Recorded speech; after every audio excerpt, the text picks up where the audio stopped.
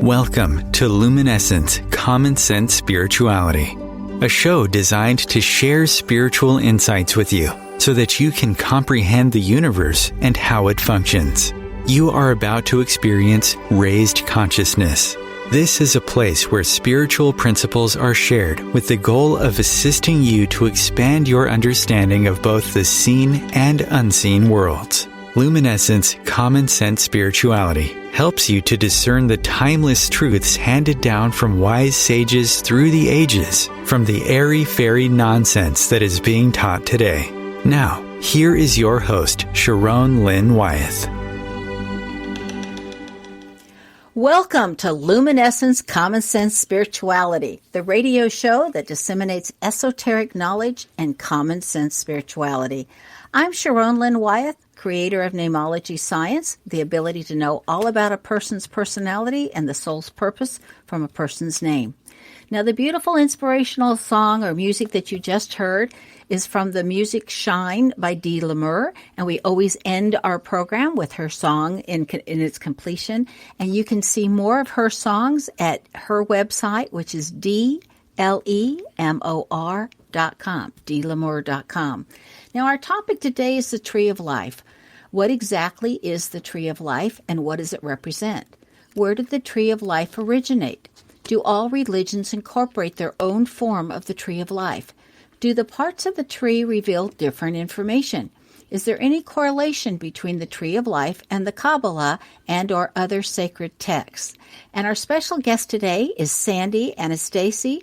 Now, Sandy has been a professional psychic and astrologer since 1979. She holds a Bachelor of Science degree from Adelphi University and is teaching certifications in several fields. Now, in addition to teaching, Sandy has worked as a safety engineer and owned her own small bookstore for many years before retiring to become a full-time psychic counselor, writer, and teacher. Now, Sandy's writings include books on astrology, Kabbalah, and Tarot, as long as psychic development. Now, she's internationally renowned, and she has helped teach people that you have heard of. For an example, John Edwards was one of her students. I could go on and on and on about Sandy and how many radio shows and television shows she's been on, but she is absolutely remarkable. I don't know what's wrong with my talking today. Anyway, she's absolutely remarkable. She has a fabulous website. I really encourage you to become a member of her website because she has been teaching for 40 years and she has garnered all of those classes that she has taught, put them on her website, and for a very tiny membership fee, you can have access to that and follow along and teach yourself anything that you'd like, or you can take one of her classes live. But it's just incredible the knowledge that she has and that she's so willing to share with all of us. So, Sandy, welcome to Luminescence. Thanks, Sharon. It's a delight to be here. So, since our topic is the Tree of Life, what exactly is the Tree of Life and what does it represent? I love the way you put it. When you were introducing it, you said, does the Kabbalah have any relationship to the Tree of Life? And the answer is absolutely it does. Often the Kabbalah is referred to as the Tree of Life. So you see, when we're talking about the Tree of Life, we're actually talking about the Kabbalah. And about the earliest historical remembrances that we have of the Tree of Life is in the Jewish tradition, where a father would be, or a rabbi back then, would be teaching the tradition to his son or his rabbi in training, and he'd be drawing this secret tradition. It was originally totally secret, and he would be drawing it in the sands of the desert, literally with a stick or with a writing implement, but drawing it in the sand and explaining and philosophizing and theorizing about what all of this diagram meanings could be. And when they were done with that teaching, the entire Tree of Life would be covered over with desert sand because it was a secret tradition. So for thousands of years, the Kabbalah, i.e. the Tree of Life, was being passed down. It was preserved by the Jewish people. We think And now this is conjecture, not we think. The origins of it came out of Egypt because the Jewish people passed through Egypt. They were a wandering tribe. But the actual history was a verbal tradition where religious men would be teaching it to their families, to their followers, with these line diagrams in the sand, and then erasing it afterwards so that no one else would know it. As the tradition moved on, people got to a point where there were now rules around it. And the rules in the Jewish religion were that you had to be 40 years old before they would teach you the Tree of Life or Kabbalah, that you had to be a man, obviously I'm not, that you had to have studied the Torah and mastered it before you could study the Kabbalah or Tree of Life. So over the years, it gained these restrictive rules, which, frankly, I don't believe were there in the beginning. In the beginning, it was a secret tradition. And why was it a secret tradition? Because the Tree of Life is a roadmap, you see, to higher consciousness. It's a roadmap to entering and discovering your higher self, to understanding the laws of both the physical and the spiritual universe. It's an opening into other dimensions so that you can understand the interrelationship of all things. The Tree of Life, you see, explains everything that's in our physical world and everything that lies in the unseen dimensions beyond. If it exists, is what I'm saying, if it is in physical existence, you can find its place and how to understand it and work with it on the Tree of Life. That's how important the Tree of Life is, and that's why it was kept secret, because people who mastered it gained a lot of power. They gained the ability to control themselves and the world around them. So is it connected, you said, through the Jewish tradition, but are there other religious sects that also use the Tree of Life? Is it totally a religious thing just for them, or is it really, I want to say, around for everybody? This is really an interesting question. When I first began studying the Kabbalah, I was actually studying a lot of different metaphysical traditions at the same time. I was studying everything from Wicca to numerology to astrology to psychic development, and I kept finding the same symbols in all of these different traditions. I kept finding the same stories, redundancy even from different religions that utilize the same stories, the same parables, the same, so many things, the same symbols, religious symbols. And I said, there has to be a common denominator. And so I was led over and over again, I was pointed to study the Kabbalah. Now, here's the problem. I'm not Jewish. And back when I was first learning, which was some 45 years ago, they didn't have texts written in English. Everything was written in Hebrew. And I'm not Jewish. I've never studied Hebrew. I have no desire to study Hebrew. And there were only 2 books at the time that were translations of some Kabbalistic texts. One of them was a direct translation that talked about angels smiting angels, and it just didn't make sense to me. That wasn't what I was after. And the other one was a text called The Mystical Kabbalah by Dion Fortune. And that's where I started with the Kabbalah. And it was really an interesting understanding. It gave me my foundation. And from there I went on to do a lot more studies. And I did a lot of studies in meditation and got a lot of what I call downloads in my sleep. And what was interesting is that so did a lot of other people. Because before long, a lot of other books began to appear on the market that were understandable and readable, that talked about the Tree of Life, that talked about the Kabbalah. And I swear those people were getting the same information that I was getting and looking at the same translations I was getting, because it all began to come together.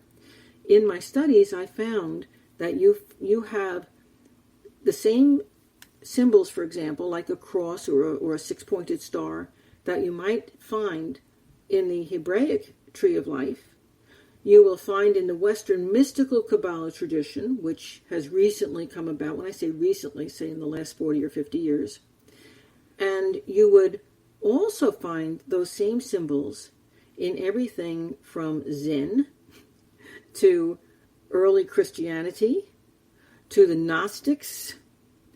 Also, you'll find traditions in sacred geometry, many symbols of which appear in mathematics and physics, and you can go back and find those same symbols on the Tree of Life. So it permeates everything, and everything has a place on it. Is it one of the things that predates all of our sciences? I suspect it does. It might even predate astrology, which is supposedly the oldest science in the world, even though it's a stepsister these days that people don't all believe in. Well, you know what was interesting was when I was in Tibet, their symbol for that this is a schoolroom or this building is an place for education was the Star of David. And that just meant school. It didn't mean any religious connotation. That was the symbol that they used to designate that this was a school building. Mm-hmm. And many people these days, getting into the more metaphysical, many people these days who are meditators get into studying something called a Merkabah meditation. And if you look at the symbol for the Merkabah, it is a six-pointed star. And you can locate that six-pointed star and look at the points on the Tree of Life that it connects with. And lo and behold, there it is. It's basically the entire Kabbalah in one symbol.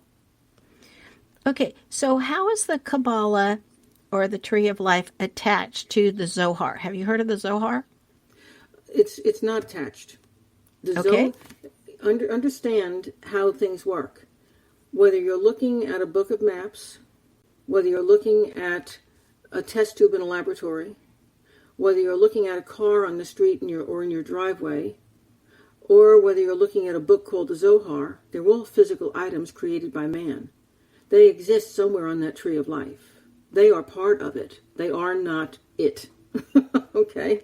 It's as if God is all that is, and the purpose of the Tree of Life is to understand God. And that's a tall order. So talk to us about those. When you look at the Tree of Life, there's all these circles on these branches after the main branch. So is there symbolism or something that the main branch represents before it goes out to those circles? Interesting. Well, if again, I'm going to have to kind of describe this so your listeners can understand. If you look at a diagram of the Tree of Life, what you're going to see are 10 circles that are arranged from bottom to top, almost in a mirror image. You could fold it down on top of each other and have a mirror image from top to bottom. So there is almost like an invisible line that goes across the middle, which would be where your higher self is.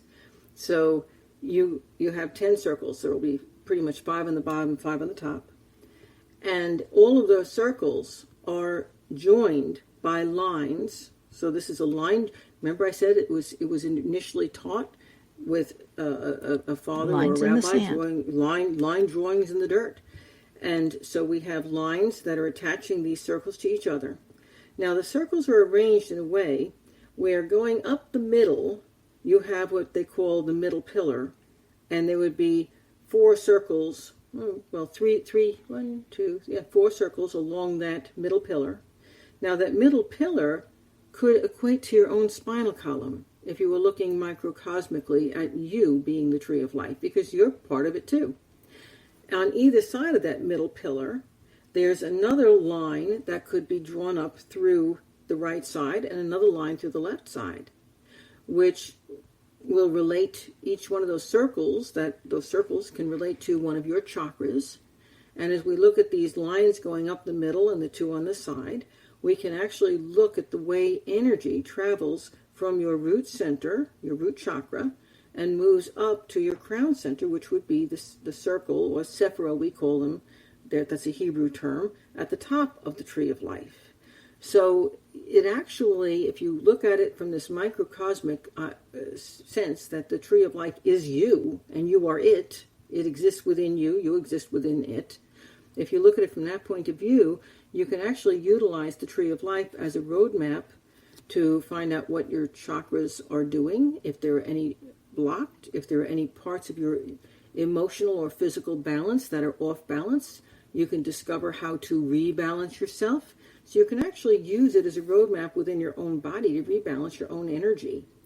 Then you can take it outside of yourself and you can use that roadmap to understand how to navigate through the job that you are employed at. You can use it to understand how one person could be so diametrically different than you are, because perhaps they're operating with more focus in one of those Sephiroth, which is each Sephiroth, each circle, is a different God consciousness. Remember in the Old Testament, there were 10 different ways that God behaved, almost like 10 different gods within one. Doesn't he sound human?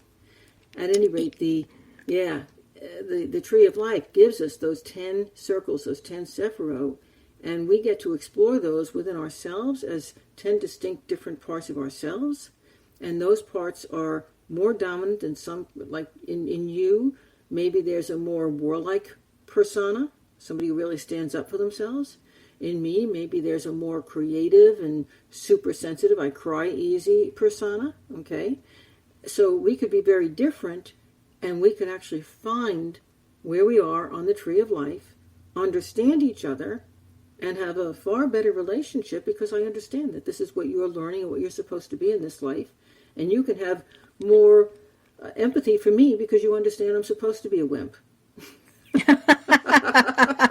And I just want to say I'm not warlike and she's not a wimp. But wasn't that a fun analogy? It really was. Yes.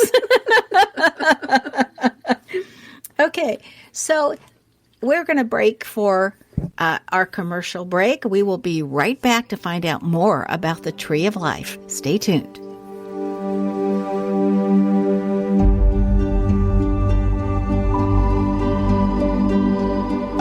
Your conscious connection to a more mindful world. OMTimes Radio. IOM FM. OMTimes Magazine is one of the leading online content providers of positivity, wellness, and personal empowerment. A philanthropic organization, their net proceeds are funneled to support worldwide charity initiatives via Humanity Healing International. Through their commitment to creating community and providing conscious content, they aspire to uplift humanity on a global scale. OMTimes, co-creating a more conscious lifestyle. I'm Kathy Williams, host of Sexy Mom Abundant Life radio show on Thursdays at 5 p.m. Eastern, 2 p.m. Pacific. On the show, we explore living abundantly in every area of your life. Ways to let go of limiting patterns and beliefs and to step into the flow of creativity and possibility, knowing you are supported by the universe.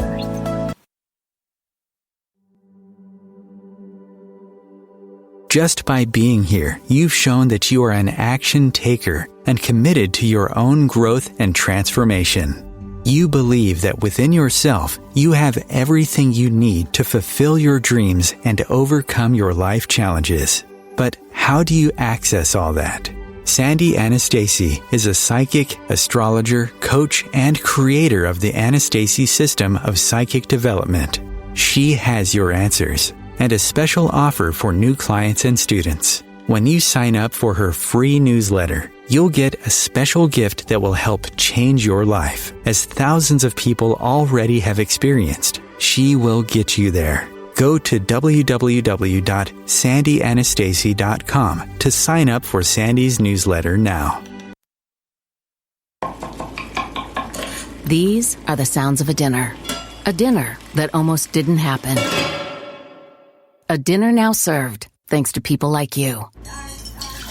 Due to COVID-19, 17 million more Americans may face hunger. Feeding America is helping our neighbors in need. And if you're able, you can too. Donations are being accepted at feedingamerica.org/coronavirus. Brought to you by the Ad Council and Feeding America, 200 food banks strong.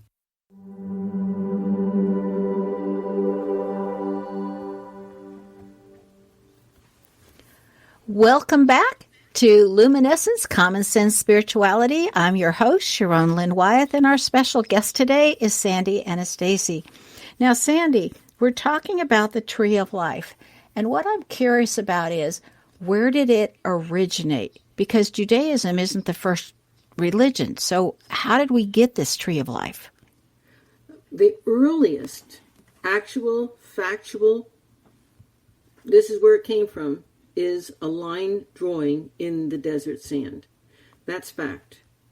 Now, conjecture, and this is totally my conjecture based on my own studies, my own research, I believe that the Jews, just like the Gypsies, wandering tribes both, passed through ancient Egypt. I believe that ancient Egypt had many, many secrets.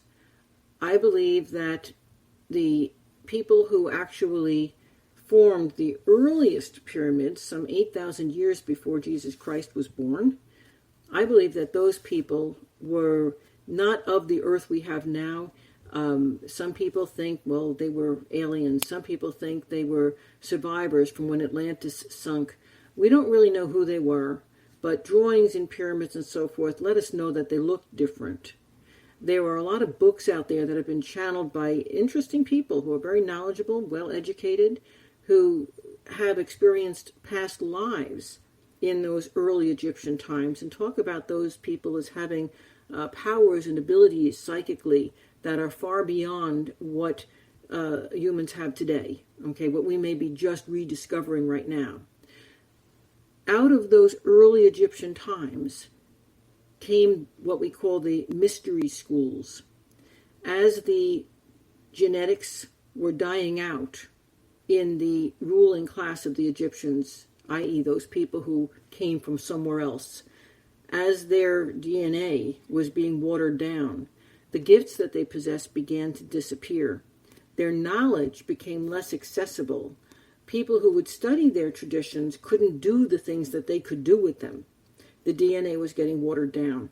So the mystery schools were created, and the people who had talent went in to become leaders and priests in those mystery schools, and you had probably the world's first separation of church and state. Okay, up until then, most leaders were leaders both in the corporal world as well as in the spiritual world. Then you had to separate because they needed the people in those mystery schools who had the capability of accessing that deep information and understanding. Literally how our world is put together. I believe they understood about atoms. I think they understood where energy came from. I think they understood far beyond us how to move energy in our universe. Now, as these abilities and these, call them skills, were dying out, the secrets were entrusted to wandering tribes like the Gypsies. They got the tarot cards. My belief, can't prove it, my belief. I believe the Jews got the Kabbalah. They got the tree of life. Their job was to preserve it throughout the ages. Now, if somebody listening to this call is Jewish, they might find themselves getting up in arms about that. What do you mean? That's our religion. We invented it. It's all about us. I think the Jews are owed a tremendous vote of gratitude because I think they preserved this knowledge just as they were supposed to preserve it throughout the ages so that it could be delivered back to us in modern times when we are just now getting to the point where not just priests and rabbis who spent their whole lives studying this can access the knowledge and make use of it, but all of mankind can. So you do find this knowledge embedded in every aspect of our world. For God's sake, there's a pyramid on our dollar bills in the USA. Okay? Right. There's your triangle. These sacred symbols, sacred geometry comes directly out of the tree of life. There's just so many applications of it. So that's my belief on where it came from, Sharon. I can't prove it. I can say I've got some past life memories, which I do. I can point to different books by other authors that I don't even know personally, but who wrote books similar to what my experiences were. And I can say, okay, see, these people feel the same, believe the same way. But that's all conjecture. The earliest actual history we have of it is those line drawings in the dirt. Originally, there were no books on the Kabbalah. There were no books on the Tree of Life. In today's world, there are hundreds of thousands of them. Right, because everything was passed down by an oral tradition originally. Right. And that whole purpose was so that it wouldn't fall into the wrong hands. You mentioned earlier Dion Fortune's mystical Kabbalah book. I love Dion Fortune's knowledge, but I'm going to warn everybody, her books are tough to read. You really have to have an understanding, and they're very technical.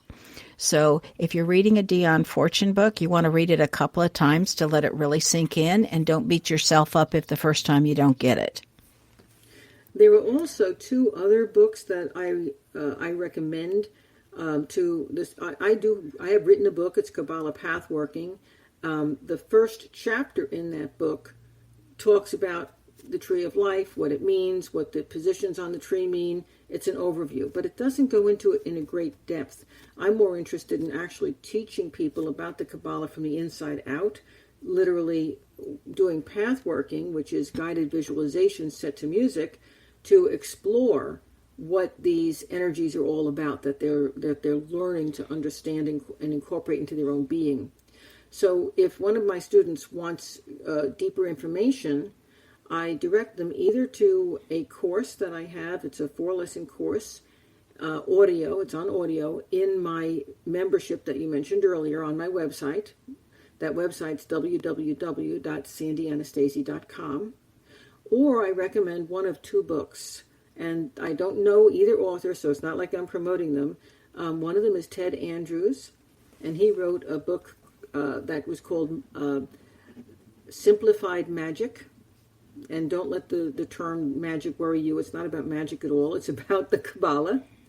And the other book is A Kabbalah for the Modern World, and that's by Gonzalez Whippler. And both of those books really simplify what the Kabbalah is all about for the Western reader who's not Jewish, who's studying the Kabbalah in a Western mystical tradition. And it simplifies it, explains it in real, manageable, understandable terms. It's pure, the way I learned it myself was pure physics, pure mathematics. It was not religious at all.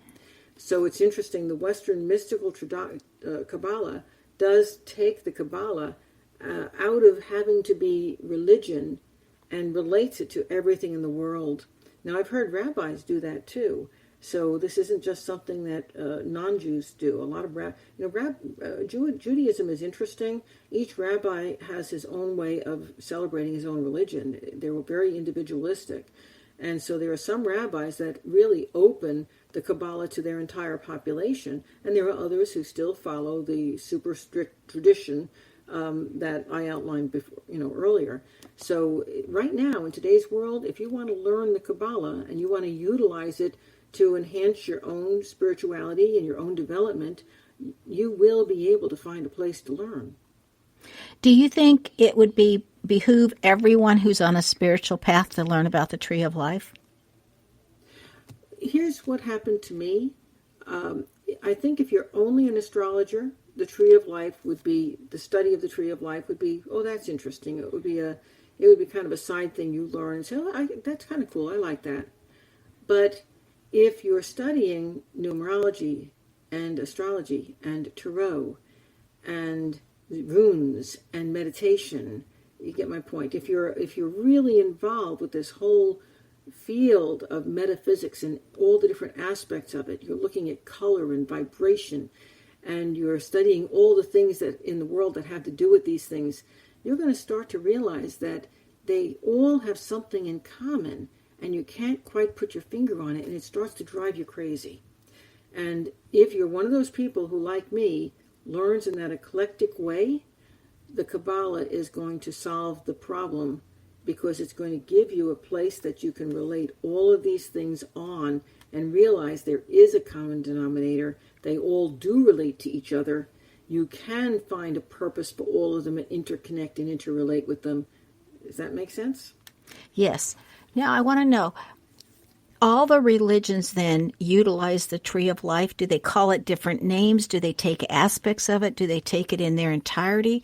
What do you know about how this is shared across religions?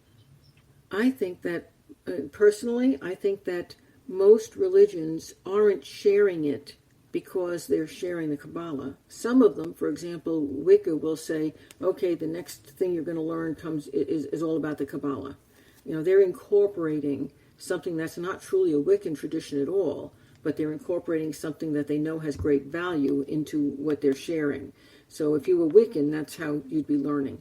If you're Catholic, you would not ever know that the Tree of Life even existed, other than, showing that, it's related to Mother Nature, and it's from the Tree of Life that all life springs, and, there would be this, you might have a page in one of your books that you're studying in Bible school, that shows the Tree of Life like a fountain of youth type of thing. But nobody would really be saying we're utilizing things from the Tree of Life. But the fact is, Catholicism grew out of Gnosticism, which predates Catholicism by about 1,000 years. Oldest religion on the planet, other than things like totemism. And Gnosticism incorporates a whole lot of symbols that we find in the Kabbalah. So we know that Gnosticism either incorporated the Kabbalah or grew out of the Kabbalah. The Gnostics, and I'm not really sure about this, your people who study history might have to check this. I'm not sure whether Gnosticism coexisted in that time of the very early Egyptians, or if it predated them, okay? It might have done a little bit about both. So there was some interaction between those two in those early times. And again, I think that that's where all the Kabbalistic and Tree of Life symbolism got into Gnosticism.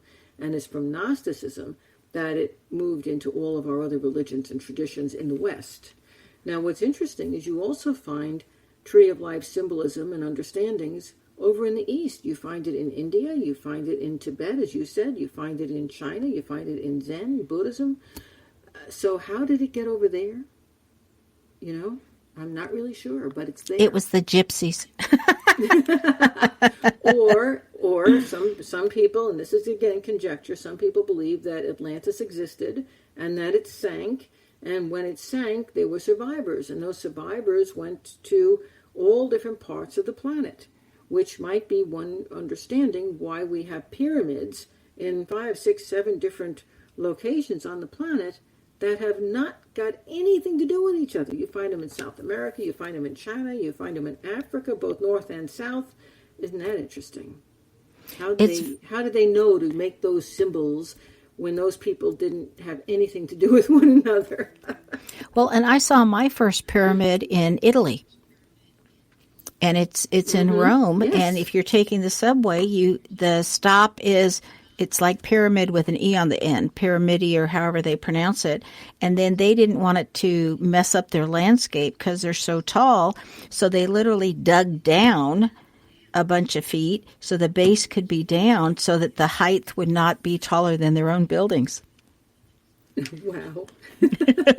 So if you want to see a pyramid in it, that pyramid was from Egypt. It was literally a gift from Egypt, which I think is interesting.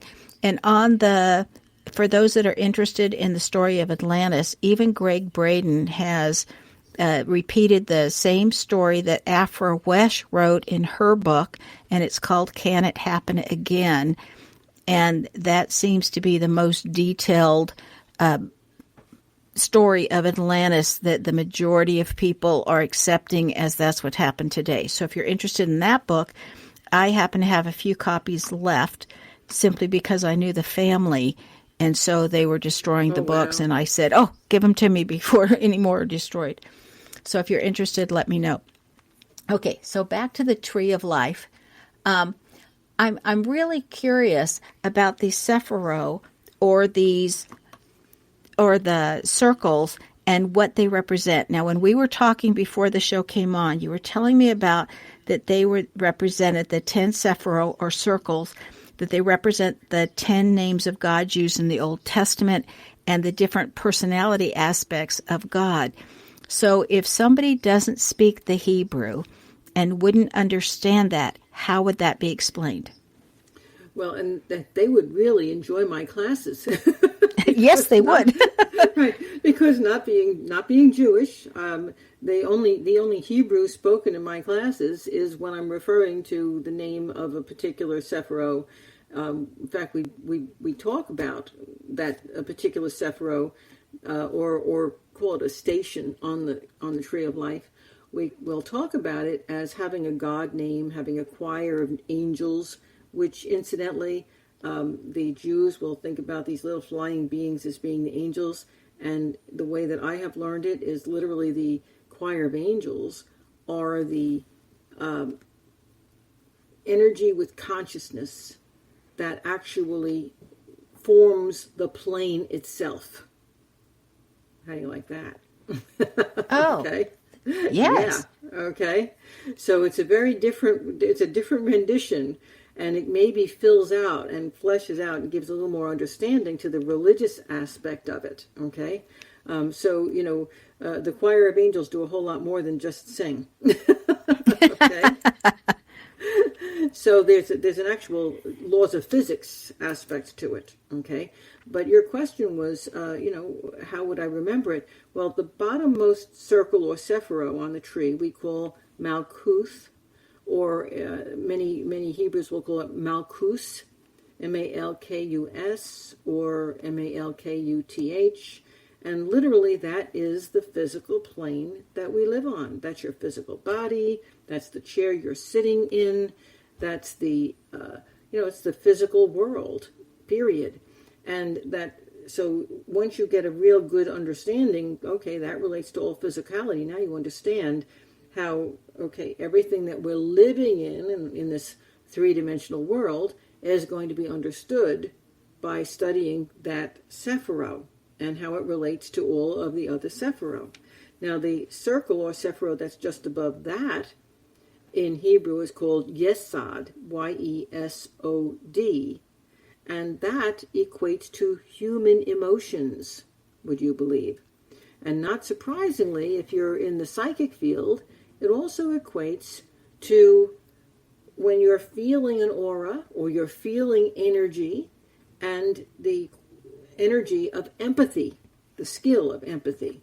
So, in today's world, so many people have issues with empathy where they're constantly picking up on the emotions, the feelings of other people, and realizing how much those feelings can be invasive and affect them. Conversely, there are other people who are really good emotional projectors, and when they get mad, nobody wants to be around them and they don't understand it. So empathy's become a really big thing. Well, now that everybody's trying to understand and get a control over their empathy, that tells you how important learning about Yesod is, because Yesod is the entire lower astral plane, which is where human emotions travel. Okay, before we go on to another circle, it's time once again. This hour is going incredibly quickly for our second and last set of ads. Please stay tuned.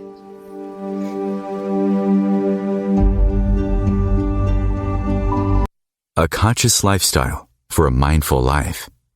OMTimes Radio. IOM FM. Host your show on IOM FM, the radio network of OMTimes Media, one of the more recognized brand names in the conscious community, and is backed by the extensive marketing reach of OMTimes. Hosting a show on IOM FM immediately connects you with our extensive dedicated community. Hello, I'm Sandy Sedgbeer, host of OMTimes Magazine's flagship radio show, What is Going On? My passion is sifting through information, research, and innovations from new thought teachers, speakers, and researchers pushing back the boundaries of what we know about life, energy, metaphysics, and the universe. I love shifting perceptions about who we are, why we're here, and how quickly impossible becomes normal when we open our minds, expand our awareness, and accept that the only limits that exist are those we place upon ourselves.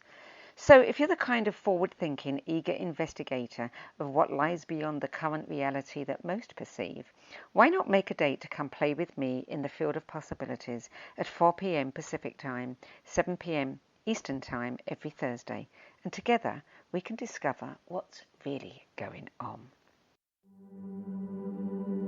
Mark Twain said the two most important days in your life are the day you were born and the day you find out why. The why is hidden in your name. Sharon Lynn Wyeth has created a scientific way of deciphering your name to reveal your contract for this lifetime and your name even specifies the 7 areas that are subsets of your soul's overall goal. Your name identifies who you are to both yourself and others. What does your name say about you? Contact Sharon Lynn Wyeth at info@knowthename.com for your stunning name review. The United States has the highest rate of incarceration in the world. At the Equal Justice Initiative, we believe mass incarceration has to end. There is this presumption of dangerousness and guilt that gets assigned to Black and brown people. We have to confront our history of racial injustice and commit to a new era of truth. There's something better waiting for us, something that feels more like freedom. Truth can inspire change. Please learn more at eji.org.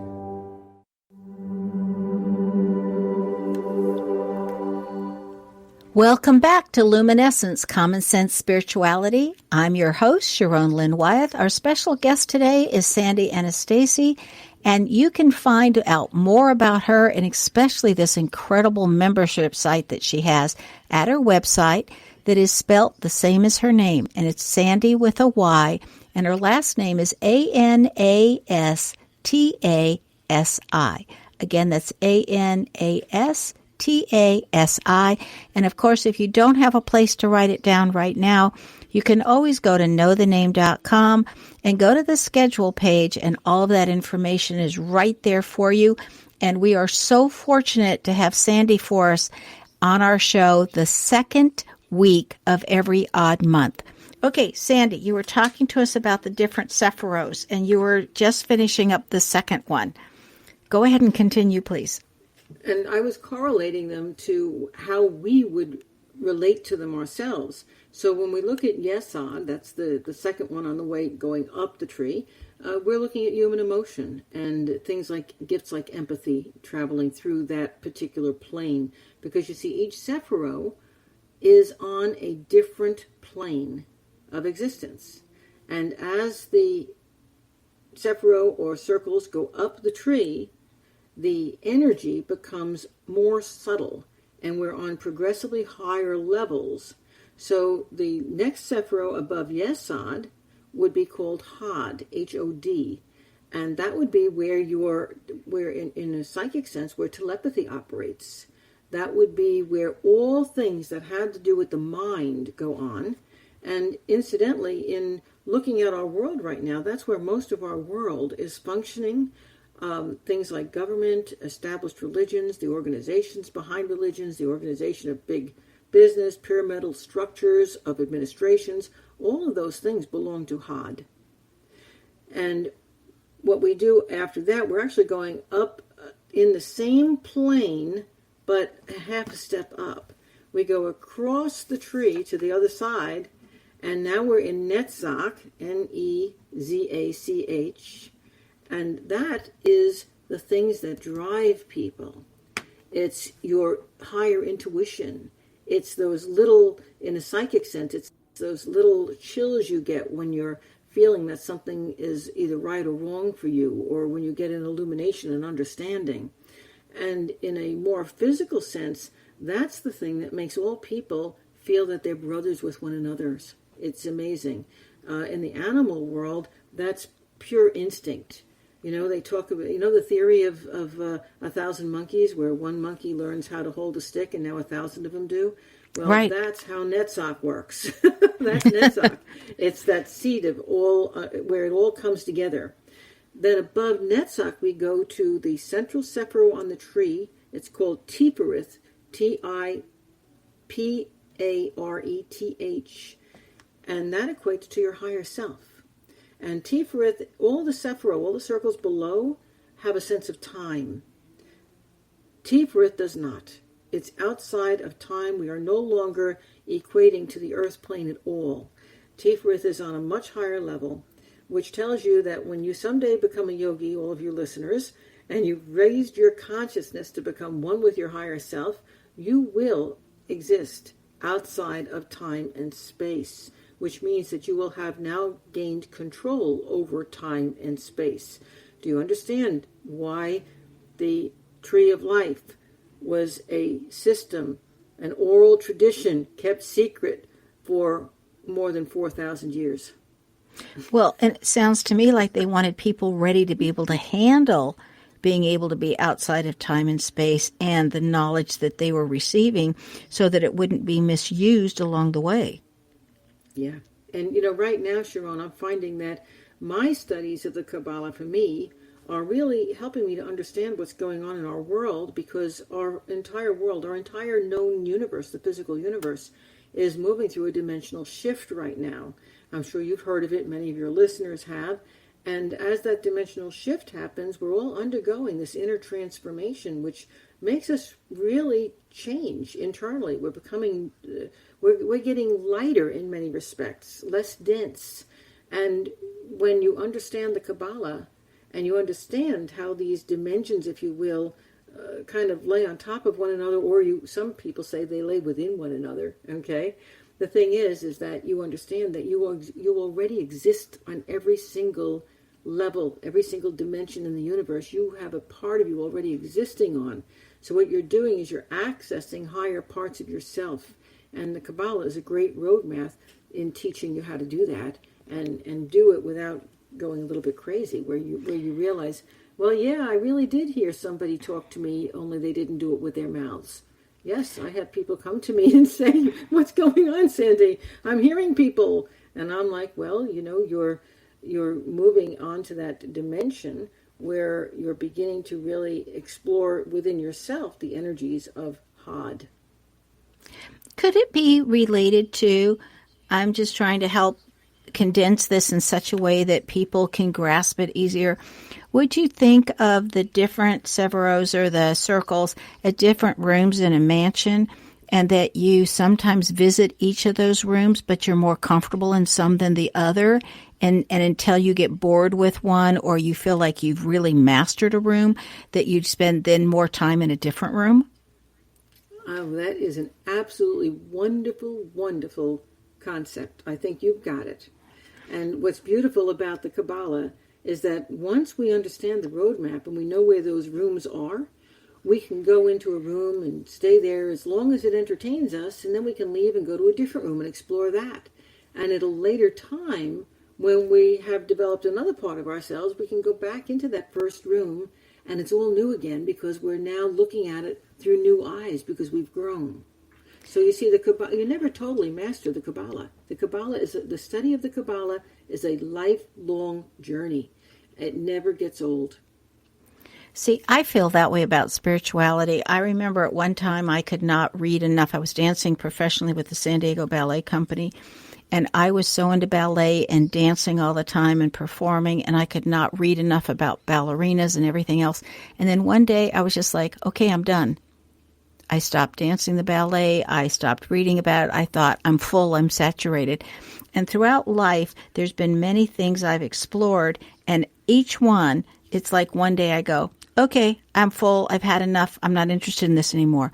With the exception of spirituality and learning more about God and the universe and everything. And I thought, I don't think that can ever be fully satisfied.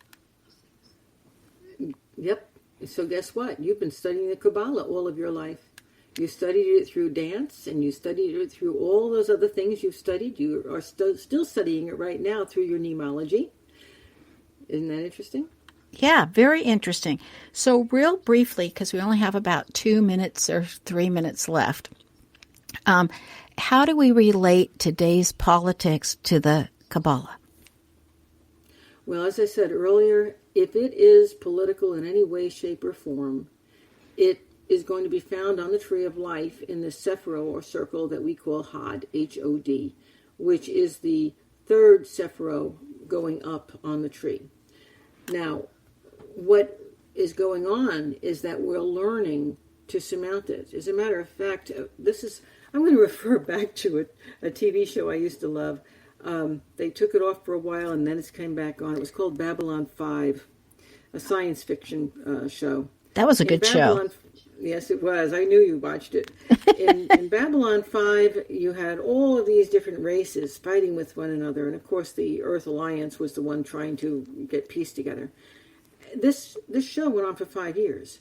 And it's still available, by the way, on Amazon Prime.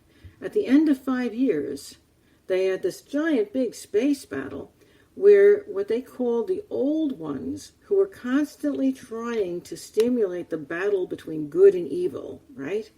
And they had this giant space battle, and the humans forced a lot of the old ones to come and participate, even though they didn't want to. And then the humans stood there and said, guess what? You want us to fight each other, and we're not going to do it anymore. We're not fighting your war anymore. We're going to make our own rules. We're not going to be under your control anymore. And I equate that to what the Kabbalah is doing for mankind. What the Tree of Life shows us is how to make our own individual choices. It's not about whether a Republican is right or whether a Democrat's right. It's not about whether we're utilizing Bitcoin or whether we're using green money. It's about us making our own choices for ourselves, how we want to live our lives. Each one of us has to become self-responsible. And the more self-responsible we become, and the Kabbalah teaches us that, the more clarity we're going to have in our politics, not just in the USA, but all over the planet. So it sounds to me like it's time that we each become a sovereign being. Sandy, thank you so much for being with us today. Everybody, you want more of Sandy. I know I'm still learning from her. I love being a member on her site. You can join her site it's Sandy Anastasi, and it's spelled Sandy for Sandy. And the last name is ANASTASI.com. Again, if you don't have a chance to write it down, you can always go to knowthename.com to the schedule page and find out more about Sandy on that page. And we always end our shows with this fabulous song called Shine by Dee L'Amour. Thank you for listening. This is Sharon Lynn Wyeth signing off.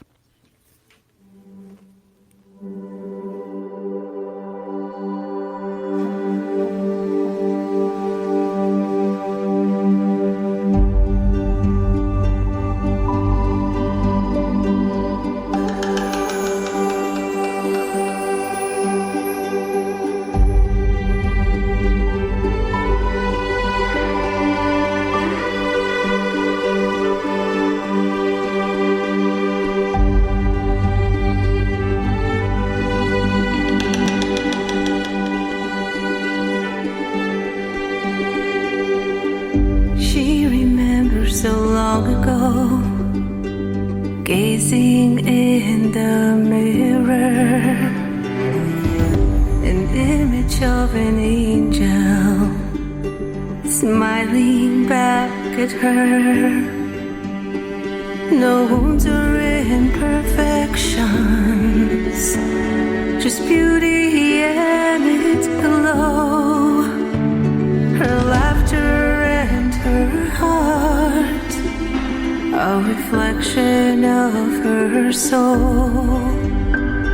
And I want to shine like the sun and smile to stop the rain. And I want to dance with the wind and believe in dreams again.